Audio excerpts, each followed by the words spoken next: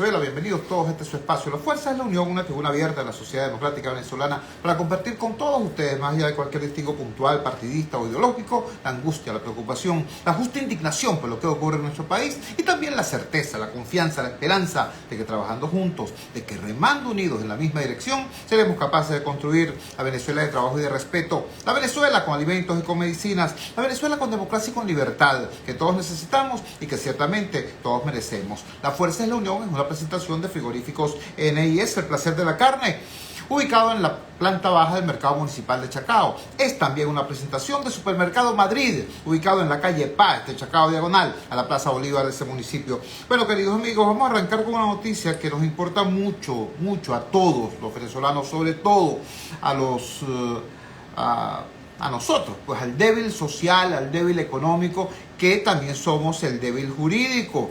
Para nosotros es demasiado importante que el Estado de Derecho funcione, y cuando no funciona el Estado de Derecho en la circunscripción nacional, entonces tenemos que buscar justicia más allá de nuestras fronteras. Salió el informe de la Corte Penal Internacional sobre los planteamientos de las víctimas de presuntos delitos contra los derechos humanos, presuntos delitos de lesa humanidad perpetrados en Venezuela. El cable, con la firma de la periodista venezolana Carolina Alcalde, cable de la agencia Voz de América, está titulado así: Víctimas de presuntos crímenes de lesa humanidad en Venezuela apoya investigación de la Corte Penal Internacional. La Sala de Cuestiones Preliminares de la Corte Penal Internacional deberá tomar una decisión sobre la base de la investigación por crímenes de lesa humanidad en el caso Venezuela 1. Como ustedes saben, se habla del caso Venezuela 1 porque también hay un caso Venezuela 2. El caso Venezuela 2 lo interpuso el gobierno de Maduro ante la Corte Penal Internacional para denunciar que las sanciones que ellos llaman medidas coercitivas unilaterales habían implicado violación de los derechos humanos en nuestro país. Ese es el caso Venezuela 2. Lo curioso es que después que el gobierno introduce un caso, es decir, solicita la intervención de la Corte Penal Internacional, ante el avance del caso Venezuela 1, que es el que está planteado por las víctimas, entonces dicen que la Corte Penal no tiene jurisdicción. ¿Verdad que es un galimatías? Bueno, afortunadamente tenemos criterio experto para que nos explique con transparencia en qué consiste este informe de la Corte Penal Internacional sobre los alegatos de las víctimas. Tenemos en línea al doctor fundador y vocero de la organización no gubernamental Acceso a Justicia, el doctor Ali Daniels. Ali, muchísimas gracias por atender nuestra llamada desde el Gigante Rumbos. Muy buenas noches. Por favor, comparte con la audiencia tu análisis de en qué consiste, cuál es la importancia de este informe publicado en el día de hoy. Te escuchamos. Buenas noches, Chugo. Sí, muchas gracias por la entrevista. Esto es un hecho histórico. Yo sé que esto es una frase muy manoseada, pero en este caso, con toda la seriedad del caso, debo recalcarla, porque, como sabemos, en la Corte Penal Internacional el gobierno está alegando, de acuerdo con el artículo 18 del Estatuto de Roma, que la investigación no debe continuar, la que está haciendo el fiscal Khan, porque alega que en Venezuela se está sancionando y juzgando a los responsables de crímenes de lesa humanidad. Como sabemos, el fiscal Khan se ha opuesto y dicho que eso no es cierto, con un informe bastante contundente en noviembre del año pasado, y ante esas dos posiciones, la sala, en un ejercicio de verdadero juez salomónico, ha dicho: no me basta con lo que ha dicho el fiscal Khan o lo que ha dicho el gobierno, yo quisiera que las víctimas me dieran su parecer, los tres jueces de la Sala de Cuestiones Preliminares. Y por eso, a partir del 18 de noviembre, aunque se considera de hoy, se ha hecho con de las víctimas, y de verdad es abrumadora. O sea, es abrumadora tanto como cuantitativamente, pero sobre todo cualitativamente. Cuantitativamente, ¿por qué es abrumadora? Porque a pesar de todas las restricciones que hay en el país, de todas las limitaciones, de que para acceder a llenar este formulario, por ejemplo, hay que tener acceso a Internet, y como sabemos, la mitad de los venezolanos no tiene acceso a ese servicio, a pesar de que la convocatoria fue muy limitada porque no hubo mucha difusión de la misma a través de los medios de comunicación de señal abierta. Lo cierto es que al día de hoy se ha hecho público que aproximadamente 8.900 víctimas elevaron su voz ante la Corte. esta cifra dice muchísimo. Primero dice que no es cierto que, como alega el gobierno, que en Venezuela las violaciones de derechos humanos son cosas aisladas, hechos, patrones, situaciones que tienen que ver con conductas aisladas de un funcionario. No, 8.900 víctimas no son hechos aislados. Y además es una muestra que representa a una cantidad muchísimo mayor. Es decir, si las que llegaron a la Fiscalía, a la sección de asuntos de víctimas, es 8.900, eso evidentemente lo que nos está demostrando que el número real de víctimas es enormemente mayor. Y adicionalmente a eso, a nivel ya, digamos, cualitativo, obviamente, en este momento no puedo señalar la descripción, porque nunca es lo mismo que una ONG o que un abogado señale qué es lo que ocurrió en un hecho concreto de crimen de lesa humanidad, sea de tortura, de detención arbitraria o de desaparición forzosa, a que lo narre la familia o la propia víctima. Y yo te agradezco, Chugo, que esta entrevista haya sido ahorita a las 8 de la noche, porque en la mañana yo no hubiese podido dar esta declaración. Porque y lamento mucho que este informe no esté en español, lo lamento muchísimo.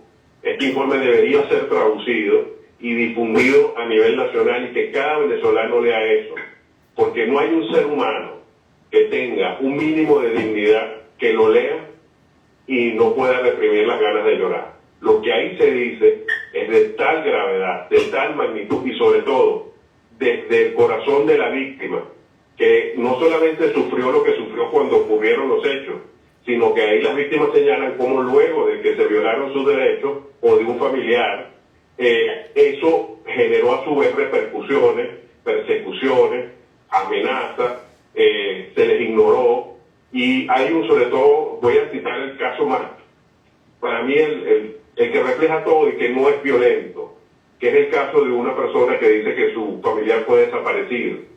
Y él dice, yo no sé si está vivo o muerto, pero yo al menos quisiera tener una tumba donde llevarle flores.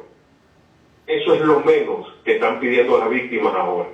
Y para mí refleja el dolor que hay detrás de todo este movimiento de más de 8.900 víctimas que están diciéndole a la sala de cuestiones preliminares, por favor, que continúe la investigación.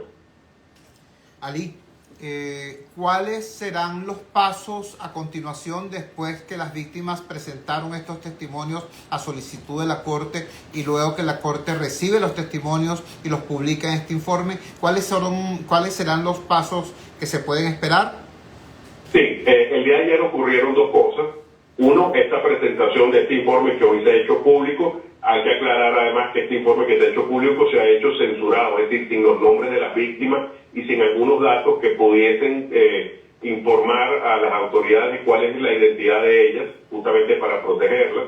Y al mismo tiempo, ayer el gobierno entregó la réplica que había solicitado y que le fue concedida por parte de la sala sobre algunas de las observaciones que hizo el fiscal. Cerrado esto, entregado ya las opiniones de todas las partes, lo que queda ahora es que en la sala proceda a decidir. Lamentablemente no hay un lapso, ¿no?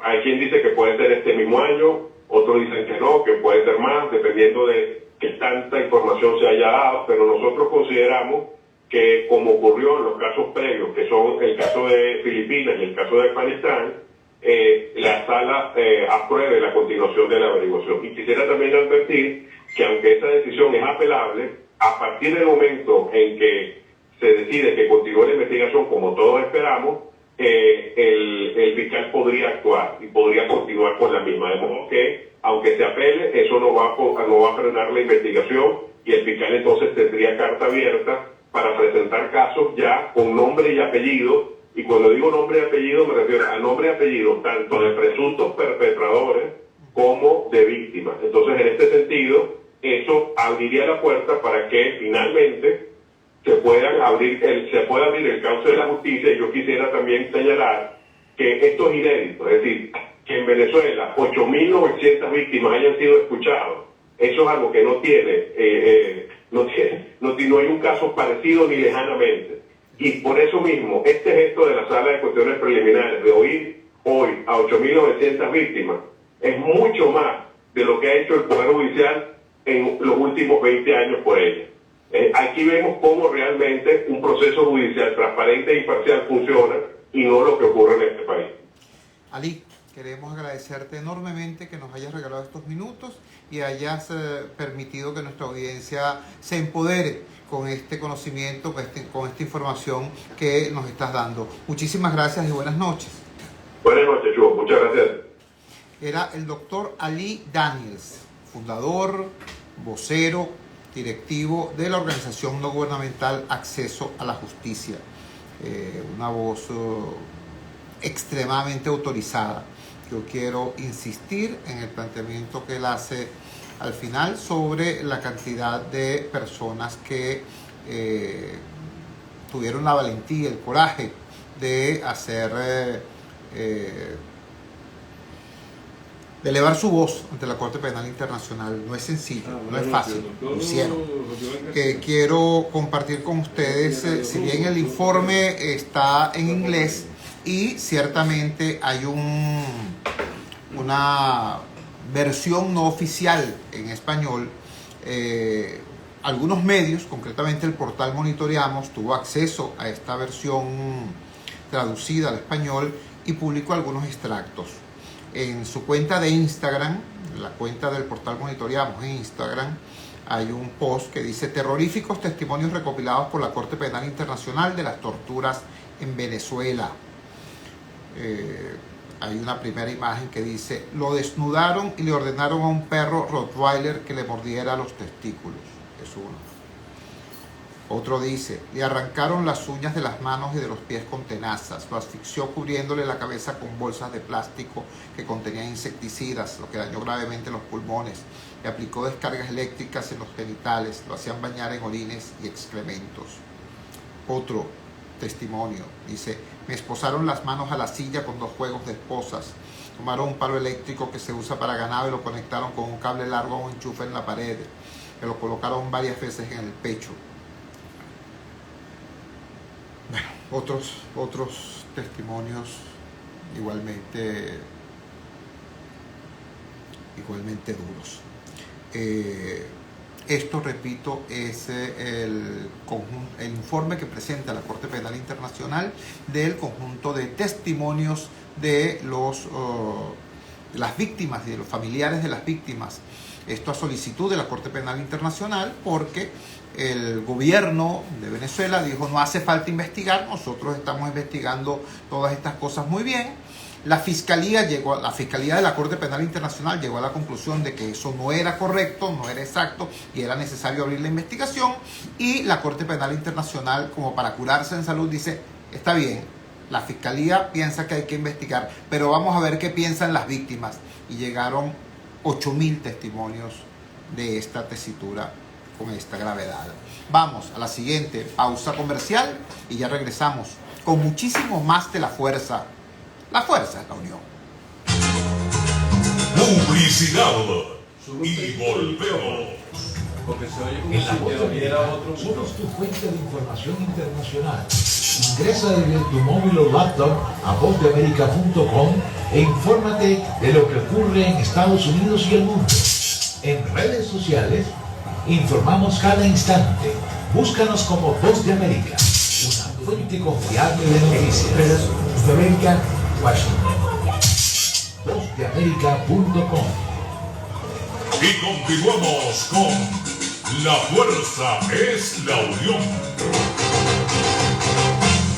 Regresamos a La Fuerza es la Unión. Esta liberación de este informe de la Corte Penal Internacional sobre los testimonios de las víctimas coincide en el tiempo con esta situación terrible a propósito de el fallecimiento del señor Leonel Azuaje mientras estaba en custodia, es decir, mientras estaba preso, es decir, mientras su integridad y su vida es responsabilidad del Estado venezolano. Como informamos ayer, el ciudadano fiscal general de la República anuncia que había designado a 2 fiscales para investigar lo que él denominó suicidio A muchos extrañó porque sencillamente no se había producido aún un protocolo de autopsia ni una investigación para determinar cuál era la causa de la muerte. Sin embargo, el ciudadano titular del Ministerio Público lo anunció de esta manera. En el día de hoy se han producido ya diversas informaciones preocupantes sobre esto. Un titular del diario El Nacional nos dice hoy: tenemos miedo, familiares de Leonel Azuaje piden protección a las autoridades venezolanas y a las embajadas de Perú y España. Las declaraciones extremadamente graves, tanto de la madre de Leonel Azuaje, del difunto, como de la viuda. En la columna Crímenes sin castigo del periodista especializado en criminología Javier Ignacio Mallorca, viene la siguiente información. Cadáver de Azuaje tenía lesiones en los pies y antebrazos. El fiscal Saab dijo que se trató de un suicidio antes que se ejecutara la autopsia. El portal Monitoreamos trae una información muy interesante en su cuenta de Instagram. Periodista Esther Chiaro, vinculada al oficialismo, una periodista chavista, exige justicia por la muerte en prisión de Leonel Azuaje. Bueno, estas son algunas de las informaciones que les sirven a ustedes de contexto de qué es lo que está ocurriendo con esto. Hay que buscar información también profesional, criterio profesional para evaluar todo esto. Tenemos en línea al doctor Joel García. El doctor Joel García es abogado, es penalista, es profesor, formador de generaciones enteras de abogados, y es una persona que por su academia y por su ejercicio diario nos puede decir una opinión calificada sobre este tema. Joel, muchísimas gracias, hermano, por atender nuestra llamada y por esperar a esta puesta en contexto a la audiencia. Dinos, por favor, con tu experiencia y tu formación profesional, ¿es correcto haber anunciado suicidio antes de un protocolo de autopsia de una situación como esta? ¿Qué revelan todas estas informaciones que al segundo día, apenas a 24 horas de este terrible acontecimiento, lo enmarcan de una manera preocupante? Te escuchamos. Gracias, Chugo, gracias a tu gran audiencia. Y lo primero que debo decir es mi condolencia a los familiares, amigos de Leonel, que lamentablemente están pasando por este momento. No solamente sufrieron su aprehensión, sino que ahora su muerte. Lo primero que debemos decir es que toda persona que está en situación de preso, ¿verdad?, de privación de libertad, el garante de su vida es el Estado venezolano.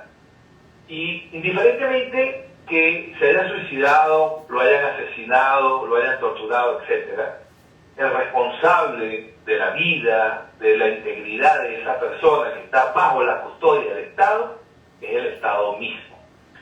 En el caso de Leonel Azuaje, al igual que recuerdo el caso de Fernando Albán, quien fui su defensor, y pude hablar el día sábado, antes de ese lunes trágico que anunciaron su suicidio, entre comillas, es que el fiscal general de la República, a priori, de una vez califica los hechos como suicidio, disculpen. Yo te voy a hablar de la experiencia cuando yo pertenecía a la otrora Policía Técnica Judicial. Cuando nos llamaban, la sala de transmisiones nos decía que en tal dirección había una persona asesino vital que se presumía que era un suicidio. Nosotros inmediatamente nos trasladábamos al lugar, verificábamos, veíamos, pero la averiguación que habíamos no era de suicidio, tampoco de homicidio, sino una averiguación muerte, porque se trata de un hecho violento. Una averiguación muerte que nos va a decir, con el transcurso de las diligencias que se deben practicar, si se trató verdaderamente de un suicidio o de un homicidio. Entonces, nuestro fiscal, ya es la segunda oportunidad que se pronuncia a priori calificando de suicidio. Entonces, eso nos deja ver que hay una opacidad o no unas ganas de investigar, de profundizar el hecho, porque si usted lo va a calificar de esa manera, yo dudo mucho que se pueda retractar después y decir no era un suicidio sino un homicidio.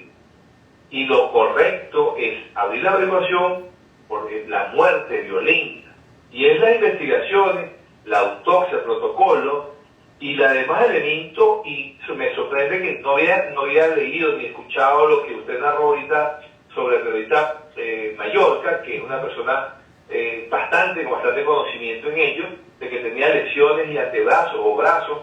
Eso nos indica otra cosa, ¿no? Sin embargo, no voy a aventurarme a decir que se trata de una u otra cosa. Lo que sí es importante ver y saber es que un preso, estando en una sede policial, debería ser una persona que está sumamente resguardada, protegida, porque está entre rejas, y ahorita, con esa gran cantidad de personas, son 60 y tantas personas que están detenidas por esa trama que llevan de corrupción, más los presos que ya se encontraban en la dirección, en el Servicio de Inteligencia Bolivariano de Venezuela. Entonces, el hacinamiento allí debe ser grande. Entonces, ¿cómo es que esta persona estaba sola para poder hacer lo que hizo? ¿Cómo es que nadie pudo verlo? ¿Cómo es que nadie advirtió la situación? Eso me llena a mí sumamente de dudas. Sin embargo, pensando y considerando siempre la buena fe de otros, ojalá que esto llegara a una investigación, pero independiente, porque no tiene sentido que los mismos fiscales que están acusando a estas personas son los mismos fiscales que se van a encargar de esta averiguación muerte o del suicidio, como lo señala Tarek William Saad.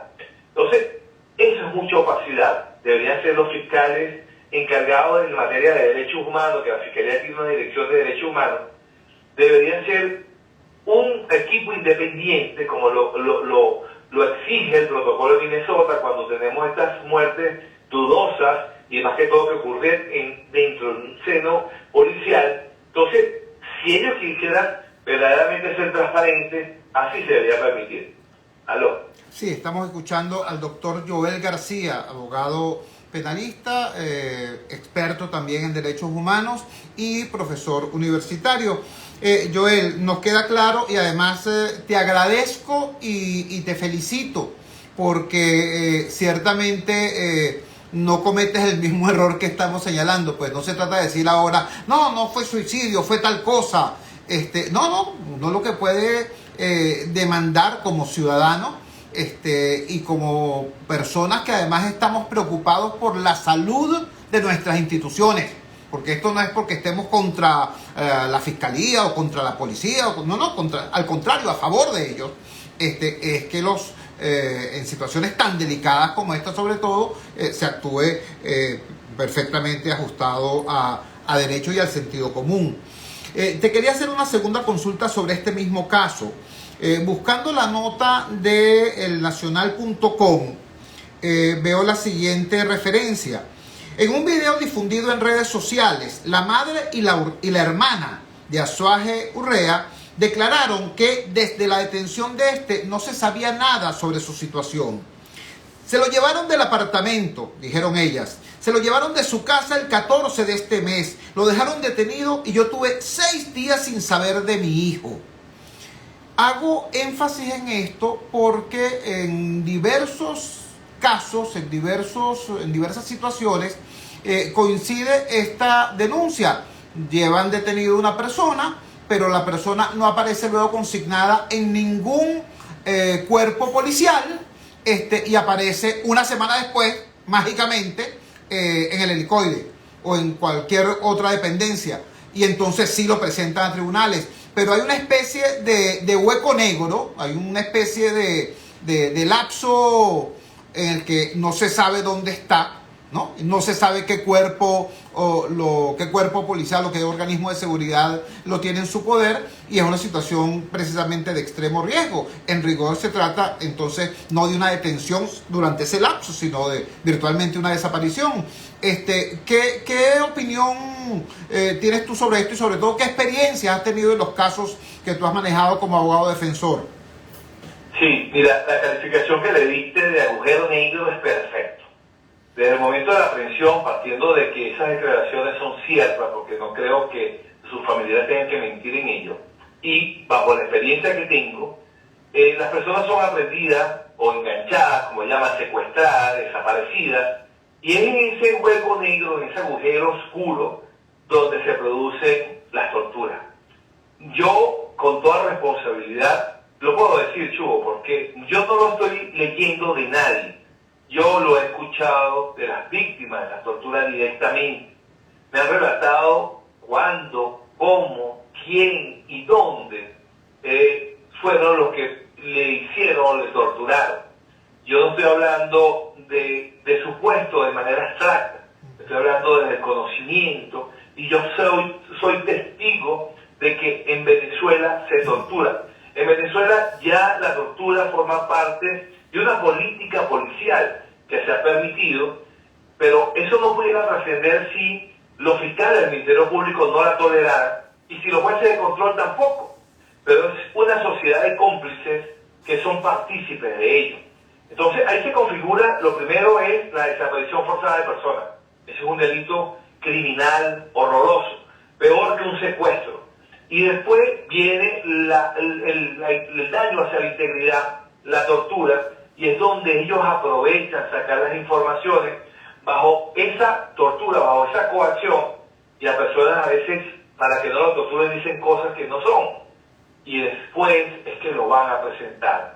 Pero peor aún es, Chugo, que hay que resaltar esto, que a pesar de que estas personas que están presas ahorita por la trama de corrupción, como la llama el fiscal, sin juzgarlo por los hechos, sino que partiendo de que son unas personas que merecen un debido proceso, que merecen ser protegidos por la presunción de inocencia, ellos deben ser presentados en el lapso que establece la Constitución, y eso son 48 horas. Pero, ¿qué pasa con estas personas que no tienen a quién denunciar de ellos? Porque ninguno de ellos tiene su abogado de confianza, un abogado privado. Tiene abogados públicos, defensores públicos, que los administra, los regenta, los dirige el mismo Poder Judicial. Eso no es justicia. El hecho de que usted tenga un defensor que usted no quiere, eso no es derecho a la defensa. Eso es una violación flagrante a la defensa. Entonces, habrá un testimonio de un abogado, de un familiar que nos pueda decir qué pensaba Suárez en los momentos antes de producirse esa tragedia. No lo vamos a saber nunca, porque no contó con una defensa, no contó con ser presentado ante un tribunal que están ubicados en el Palacio de Justicia, en el edificio del Palacio de Justicia, sino dentro de una sede policial, donde jueces, alguaciles, defensores públicos y fiscales son cómplices de esta barbaridad. Estamos conversando, repito, para quienes se incorporan recién a la transmisión, con el doctor Joel García. Él es abogado penalista, él es profesor universitario, él es defensor de los derechos humanos. Joel, finalmente, un tema que ayer salió a colación acá en el programa y me quedó la inquietud, te lo pregunto ahora. Hemos visto como práctica regular, ordinaria, cuando los cuerpos policiales hacen presentación de personas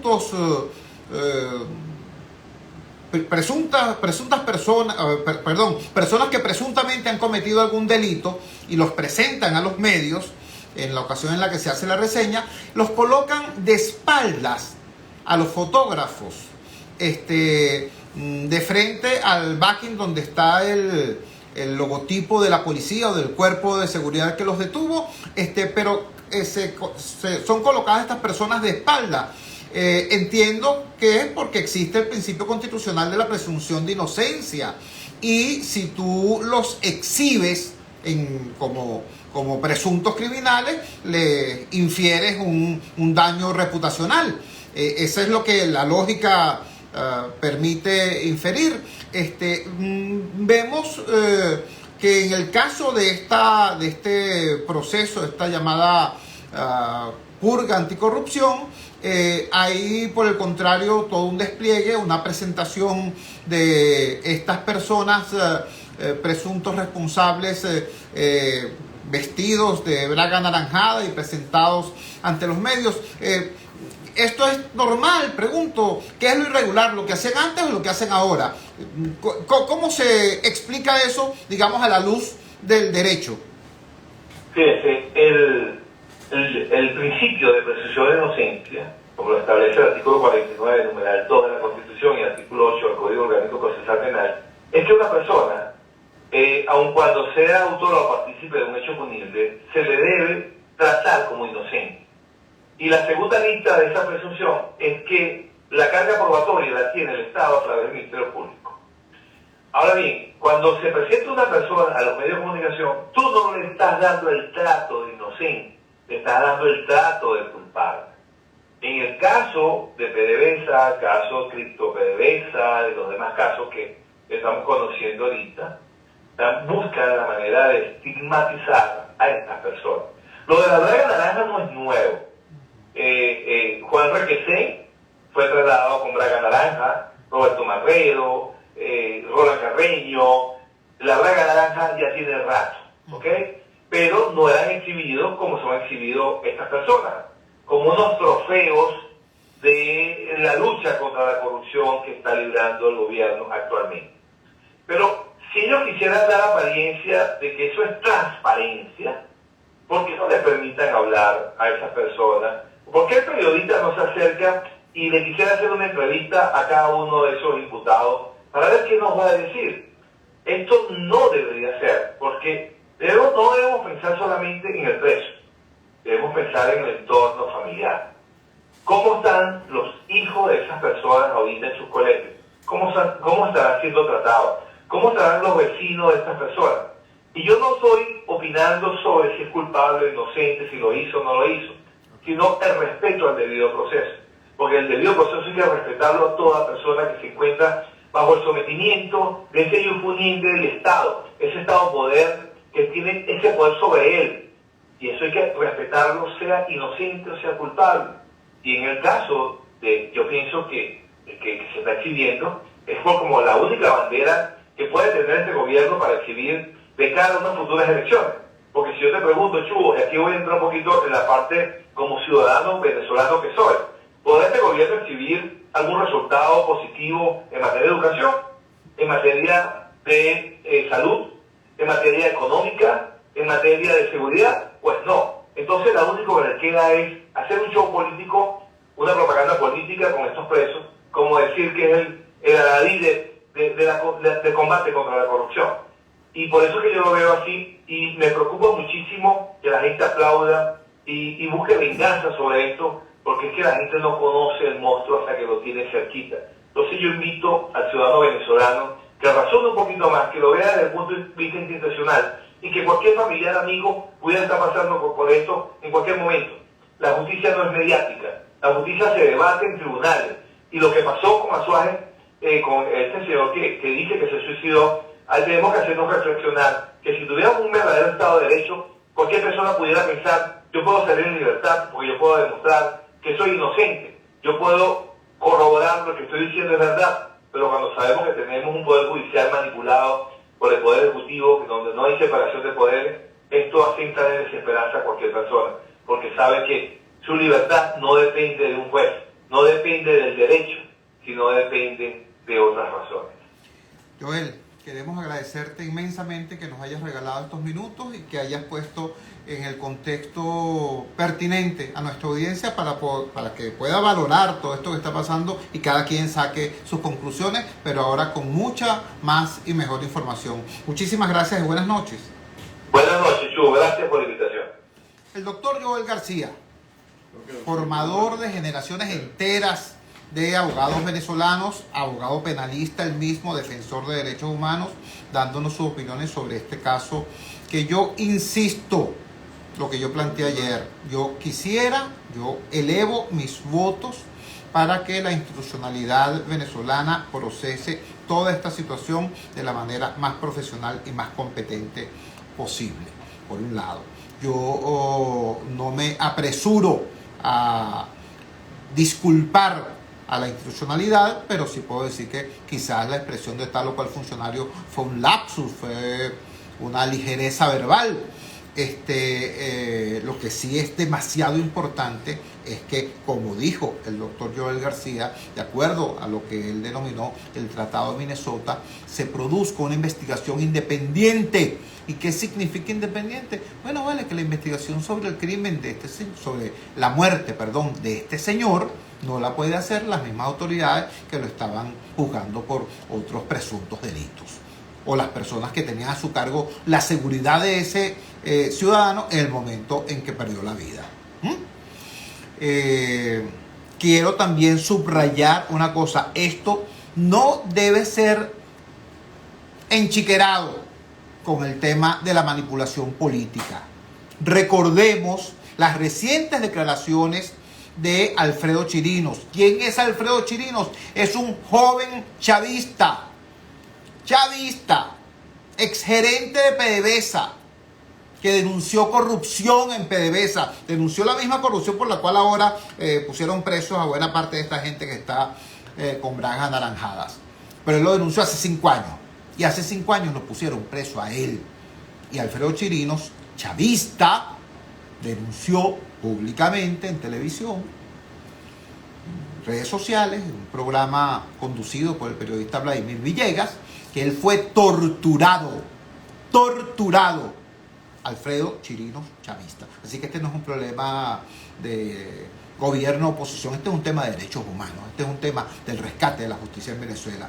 Y yo me hago solidario y expreso mi profundo respeto por la declaración que hoy dio la periodista Esther Chiaro. La periodista Esther Chiaro es una persona conocida pues por su cercanía y adherencia al proyecto político fundado por el presidente Chávez. Quien tenga alguna duda, bueno, que la escuche. Ella tiene un espacio diario en radio y es transparente en sus opiniones, pero tiene la interesa, el coraje cívico de exigir una investigación seria sobre este tema que determinó la muerte de este señor Azuaje.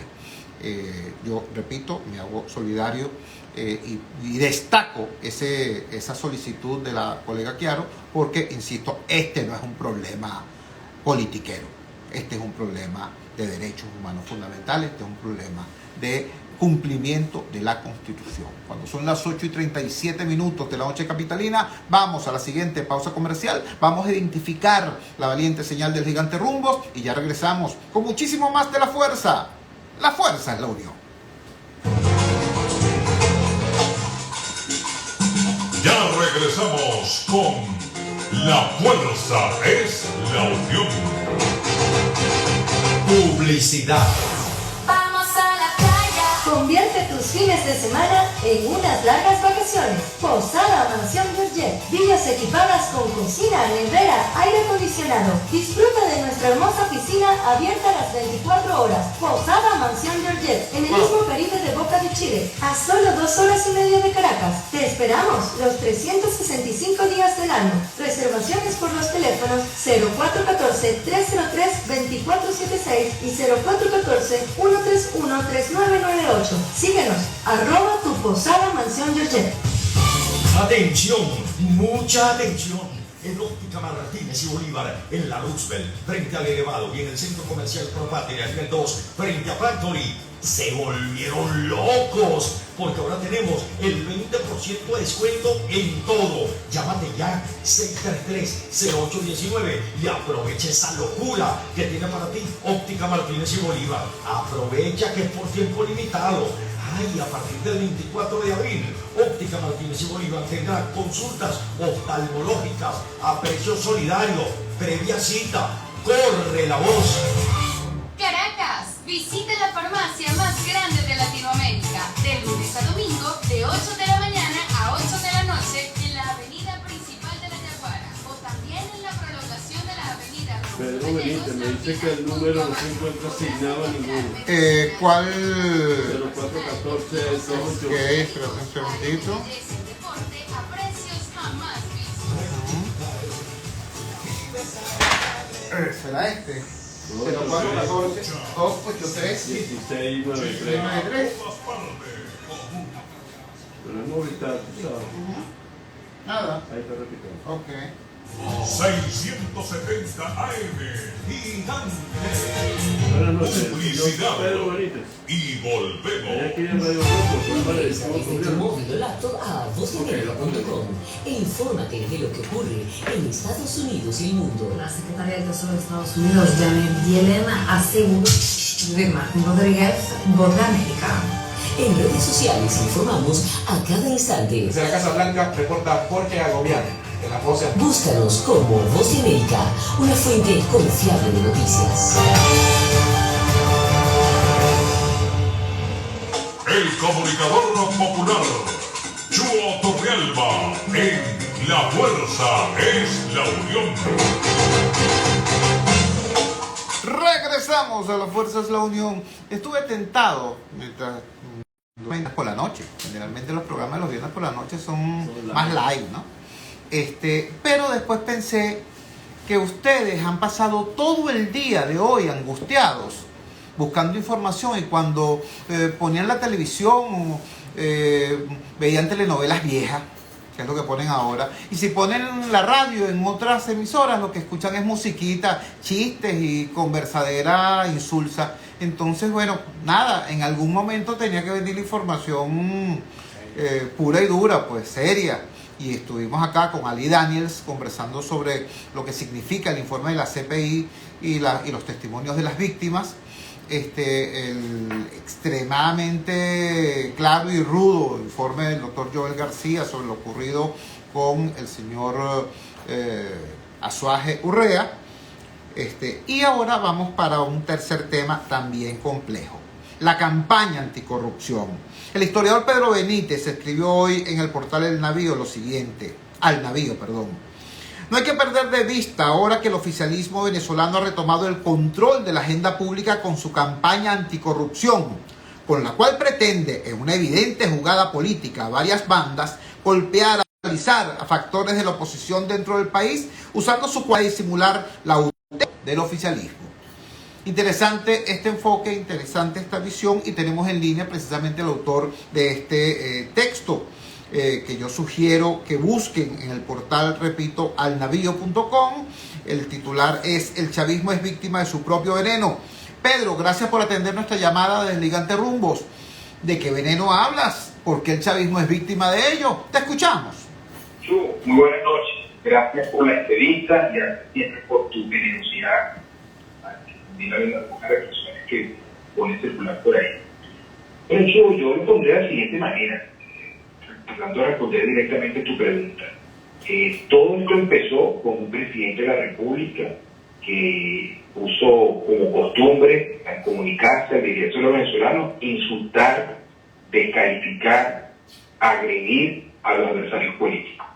Por supuesto, estoy hablando del expresidente Hugo Chávez, que sentó un precedente muy lamentable que ahora otros gobernantes del mundo, incluso en países del primer mundo, del mundo desarrollado, han copiado, como el caso del señor Trump. Bueno, Venezuela empezó por ahí, empezó primero por el insulto, por la palabra, y eso con el paso de los tiempos se fue transformando en hechos. Se creó una enorme grieta, una enorme polarización entre los venezolanos, amistades, familias, socios se separaron por peleas políticas, y ese fue el caldo de cultivo, la estructura, digamos así, sociológica, que ha permitido esta deriva autoritaria, que luego se transforma en hechos, en la destrucción del país, en la represión, en la debacle económica, pero como es una dinámica que no para, ahora se le ha volteado a los herederos del régimen chavista. Y lo que estamos viendo ahora es una lucha, a mi modo de ver, cruda y descarnada por el poder. Esta campaña anticorrupción que anunció el presidente Nicolás Maduro, pues desde mi modesto punto de vista no es tal. Ahí no se está buscando impartir justicia. Lo que hay es un reacomodo de fuerzas dentro del propio régimen apuntando a asegurar la reelección del año 2024. Y en ese proceso, bueno, uno de los alfiles más importantes, que ya lo venía haciendo desde la época del presidente Chávez, pero lo ha sido durante, particularmente en estos años, el examen pues ha caído. Yo creo que eso hace una reflexión, un análisis político de esto. Bueno, Maduro lo que ha hecho es cortarse un brazo en aras de conseguir otros objetivos políticos. A mi modo de ver, reconectarse con la base chavista, que como el resto de los venezolanos se siente decepcionada, se siente traicionada, se siente defraudada, donde hay un contraste grotesco entre decirle al pueblo que somos víctimas de bloqueo y de sanciones coercitivas unilaterales por parte del imperialismo, y al mismo tiempo ver camionetotas costosísimas, de máxima cilindrada, del último año, un estilo de vida de gente, de funcionarios públicos o gente vinculada a los funcionarios públicos, y que no tienen cómo justificar. Entonces, bueno, el bloqueo es para uno y no para otro. Bueno, yo creo que Maduro está tratando de reconectarse con esa base y ha decidido sacrificar, como dije, a uno de sus principales aldeas, porque recordemos, Chubo, que Tarek El-Aslami no ha sido cualquier dirigente, ha sido un dirigente muy importante, un gran operador político para el gobierno, insisto, desde hace muchos años, y por lo tanto mi conclusión es que aquí, insisto, nosotros no estamos viendo la lucha contra la corrupción. Aquí seguramente muchas de las personas las que están en este momento imputadas, perseguidas, están involucradas en hecho corrupción, de eso no tengo dudas. O sea, efectivamente ocurrió un gigantesco desfalco a PDVSA, como es usurable, otro tema grave que hay que analizar también. Pero también van a caer personas que seguramente no estaban implicados en esto, seguramente tuvieron unos cursos exteriores, y en esta molienda van a caer personas que son totalmente inocentes.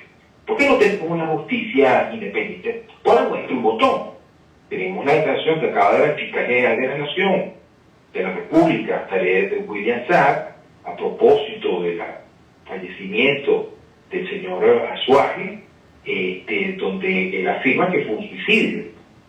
Bueno, yo me permito recordar lo que ocurrió con Fernando Albán. Este mismo fiscal dijo lo mismo, Fernando Albán lo aseguró, dijo exactamente lo mismo, y 3 años después, en medio de la investigación de la Corte Penal Internacional, pues dijo todo lo contrario.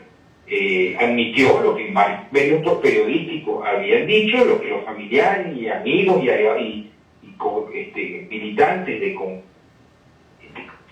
copartidarios de Albán habían sospechado y habían denunciado. Y bueno, los policías, los funcionarios policiales, a los que presuntamente también habían estado implicados en el asesinato de Fernando Albán, terminaron siendo enjuiciados y hoy en día están detenidos. Entonces estamos en una situación opaca, donde no sabemos quién está diciendo la verdad, donde tenemos una gran sospecha sobre las instituciones públicas venezolanas, una gran opacidad. Eso no es un accidente, eso se ha hecho así deliberadamente, porque este es un gobierno que su objetivo es perpetuarse en el poder a costa del hambre del pueblo venezolano. Bueno, estos son los resultados. Esa dinámica de la autodestrucción en la que ellos se metieron, bueno, ahora se les ha volteado a ellos también, porque como una frase que tú recordarás, Chuo, que se ha convertido en una de las máximas del pensamiento político, la revolución se termina tragando a sus propios hijos. Estamos conversando con el historiador venezolano Pedro Benítez. Él es historiador, él es profesor universitario, él es también un activista de la causa democrática y de los derechos humanos.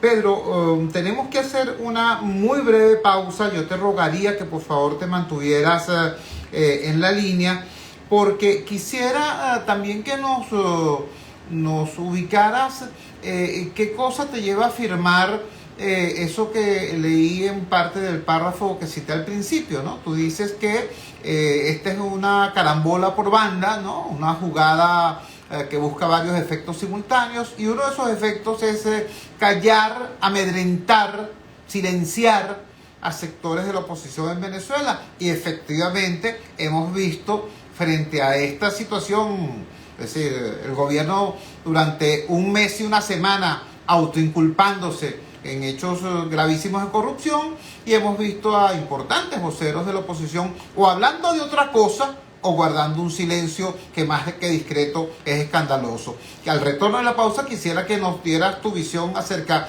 de qué genera eso y sobre todo cuál es la conducta que debe esperar el país de un liderazgo democrático frente a una crisis como esta, que es ética, que es económica, que es institucional. Vamos al corte y al retorno seguimos con Pedro Benítez, historiador venezolano. Publicidad y volvemos. Conéctate con la Voz de América desde tu móvil o en tu laptop. Escribe vozdeamerica.com y entra a un mundo de información. Vozdeamerica.com. Somos tu fuente de información internacional. Vozdeamerica.com, un mundo de información y una fuente confiable de noticias. Desde la Casa Blanca reporta Jorge Agobiano, de la Voz de América. Ángela González, Voz de América, Nueva York. José Parralete, Voz de América, Miami. Vozdeamerica.com.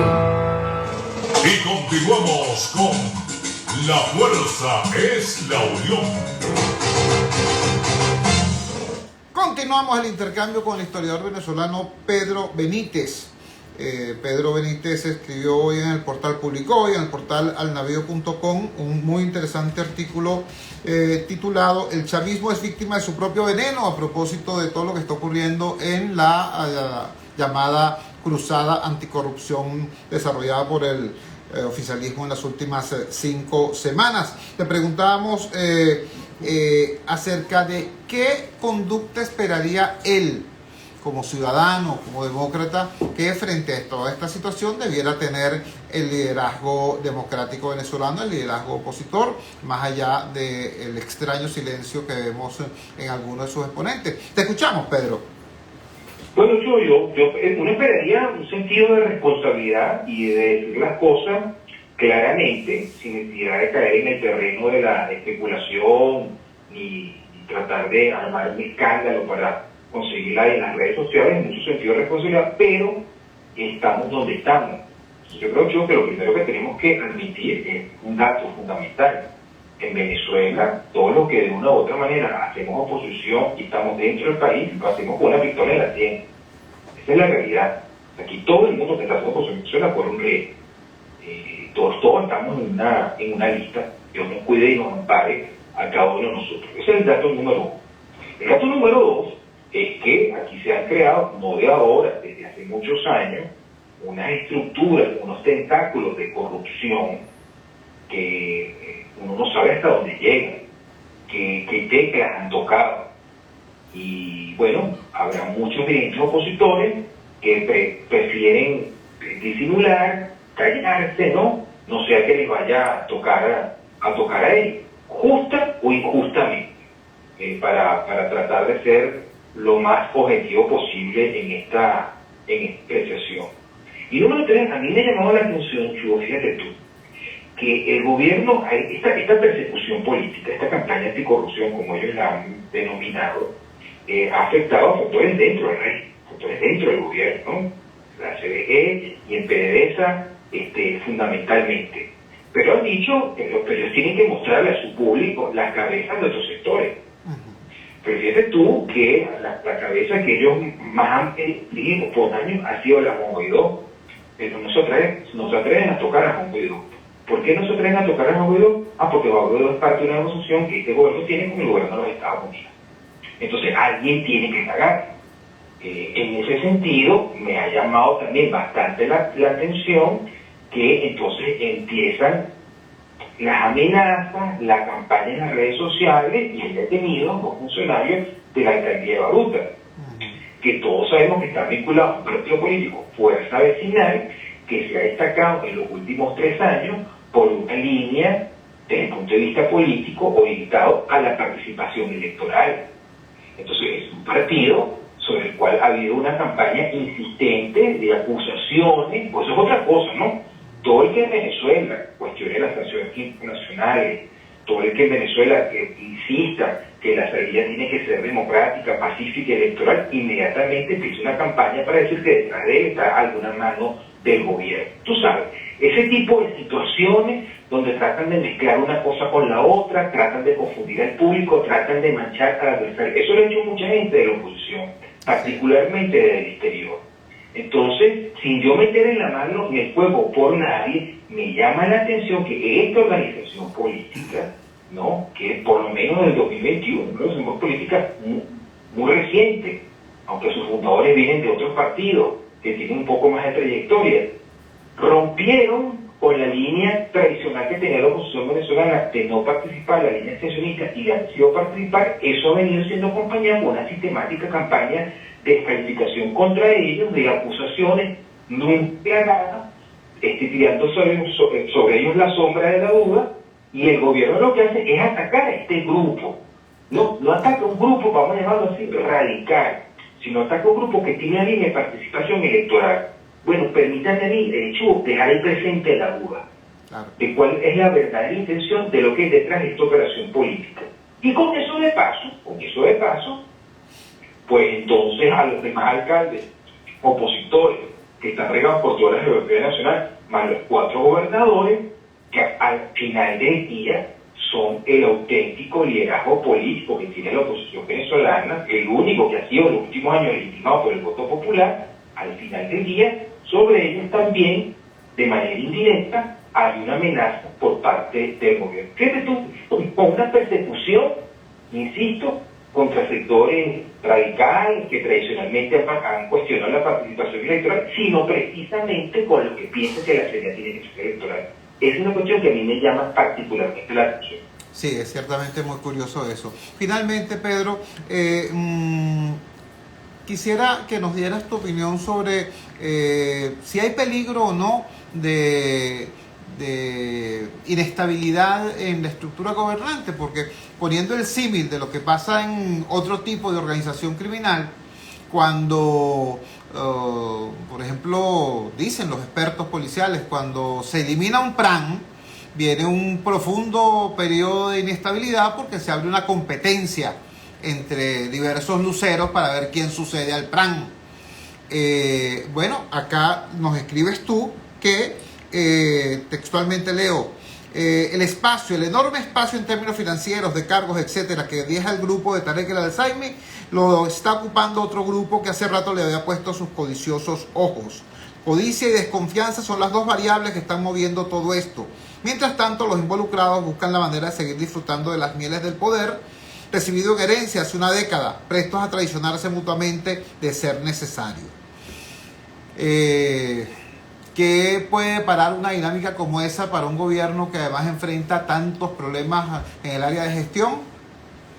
Bueno, Chivo, aquí se aplica aquel refrán con el cual dime de qué alardeas y te diré de qué falta. De cuál es tu punto de... Porque ellos se la pasan repitiendo, me refiero a los voceros del gobierno nacional, a él siempre, pero él nunca. Y si algo no hay entre ellos, y esto para nuestro botón, esto es lo que estamos viendo en este capítulo, es que no hay lealtad entre ellos mismos. Están dispuestos a traicionarse mutuamente en cualquier momento. Entonces, cualquier organización humana, sea delictiva o no, que actúa sus miembros de esa manera, pues me parece que es muy lógico, muy evidente que es una estructura humana bastante débil, porque no hay un compromiso entre los que están tratando de cooperar o tendrían un objetivo en común. Pero más allá de eso, yo me quiero, y lo menciono en el texto, y nuevamente te agradezco que lo menciones, que lo recuerdes, es el contexto político en el que esto se está dando, que es la verdadera debilidad que tiene el gobierno de Maduro. La que tiene el gobierno de Maduro es una idea de sustentación popular, porque Maduro se tira esta parada, porque él sabe que en las presentes condiciones él no gana una elección presidencial, ni siquiera con una oposición dividida ni con todo el ventajismo de su parte. Y yo menciono en mi texto, para ejemplo de esto, para tratar de ilustrar lo que ocurrió en el estado de Barinas, Chu. En el estado de Barinas hubo un caso, primero, enorme de abuso de poder, de todo tipo, además de corrupción, porque hubo gobernadores y alcaldes de otros estados que se trasladaron al estado de Barinas a hacer campaña con recursos de todos los venezolanos en favor de la candidatura oficial. Y sin embargo, esto creo que es la gran elección modal que queda de esa experiencia. Me estoy refiriendo a la elección del 9 de enero del año 2022 que estuvo Barinas. El pueblo venezolano más pobre, más desasistido, más abandonado, no se dejó comprar su voluntad, sino que fue y votó para castigar al candidato del gobierno. Yo creo que eso es el temor que el gobierno tiene, que se le repite en el año 2024.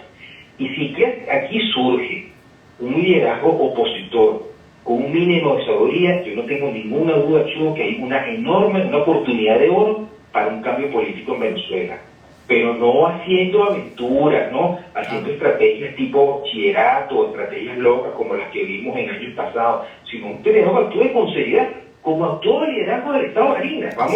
Vamos a reconocerlo. Fíjate tú, no fue un liderazgo que desafió, incluso actuó de una manera distinta a como lo hacían sus jefes políticos, o lo han hecho sus jefes políticos desde Caracas. ¿Por qué? Porque interpretaron un pueblo que quería un cambio. Entonces, el problema de fondo que tiene el gobierno nacional, el problema de fondo que tiene el chavismo, es que ellos saben que tienen un enorme rechazo popular y que ese rechazo popular está esperando un momento para manifestarse. Eso es lo que a ellos les ha movido el piso y que los ha llevado en este momento este tipo de enfrentamientos internos, de persecuciones de uno contra otro, que al final del día son los que abren la puerta para que este tipo de regímenes se vengan abajo. Pedro, Te agradecemos inmensamente que nos hayas regalado estos minutos y que hayas ubicado en un contexto de análisis sociológico, de análisis histórico, de análisis político, todo esto que está ocurriendo. Muchísimas gracias y buenas noches. Muchas gracias y un gran abrazo. Pedro Benítez, profesor universitario, investigador y